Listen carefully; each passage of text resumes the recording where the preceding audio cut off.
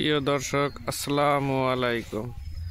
আজকে আপনাদের এই যে গাছে দেখতে পাচ্ছেন রূপালী বাগানের সেচ সম্পর্কে কিছু কথা বলবো।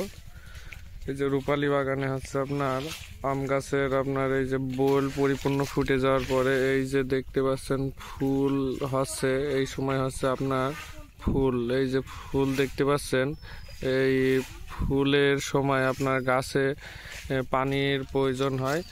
তো এবছরে শীতের ভিতরে কোনো বর্ষা হয়নি, তো এই জন্য আপনার আজকে এই রূপালী বাগানে হচ্ছে আপনার সেচ দেওয়া হচ্ছে। এই যে দেখতে পাচ্ছেন পানি সেচ আসছে আপনার মোটরে, কারেন্টে চালিত মোটরের থেকে আপনার এই যে জমিতে সেচ আসছে। আমার এই জমিটাতে আপনার পুরোটা সেচ দেওয়া হবে, 4 থেকে 5 ঘন্টা হয়তো লাগতে পারে সেচ দেওয়ার জন্য। তো সেচ দিলে আপনার এই যে ফুলগুলো পরিপূর্ণ হচ্ছে, আপনার এই যে ফুল যেগুলো আসছে এগুলো পরিপূর্ণ গুটি হবে এবং এই গুটিগুলো ঝরে যাওয়ার সম্ভাবনা থাকে না।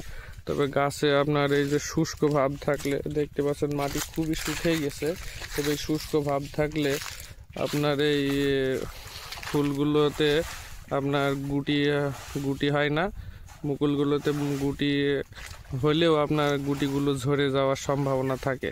এই জন্য আপনার সেচ দিতে হবে। তবে সেচ দেওয়ার নিয়ম হচ্ছে আপনার মুকুল পরিপূর্ণ বার হবার পরে, মুকুল বার হবার আগে যদি সেচ দেওয়া হয় তো মুকুল বেরোনো কমে যায় এবং ওই যে মুকুলের বদলে এই যে দেখতে পাচ্ছেন পাতা বেশি বের হয়।